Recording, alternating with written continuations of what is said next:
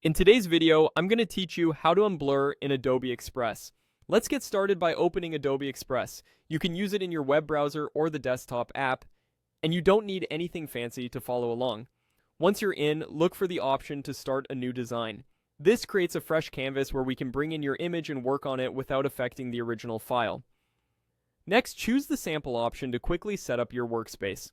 A sample or preset size is perfectly fine here because the size of the canvas won't change how the unblurring works. Think of this as picking a stage to place your photo on. If you already know the size you want, that's great. If not, any default option will do.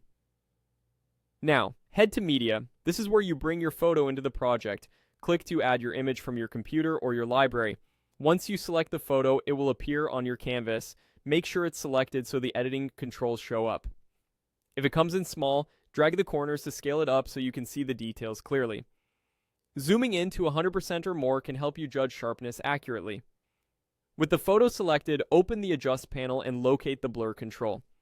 Here's the key idea. If there's any blur applied by default or from a previous edit, drag the blur slider to the left to reduce it, ideally down to 0. This removes any added softening and returns the image to its natural sharpness. If the photo itself was captured out of focus or motion blurred, reducing the blur slider alone can't recreate lost detail. However, you can still improve clarity. In the same Adjust panel, look for tools like Sharpen, Clarity, or Texture. Apply them gently. Increase Sharpen a little at a time and zoom in to check fine edges like text or hair. Add a touch of Clarity to boost mid-tone contrast, which often makes an image feel crisper without looking over-processed.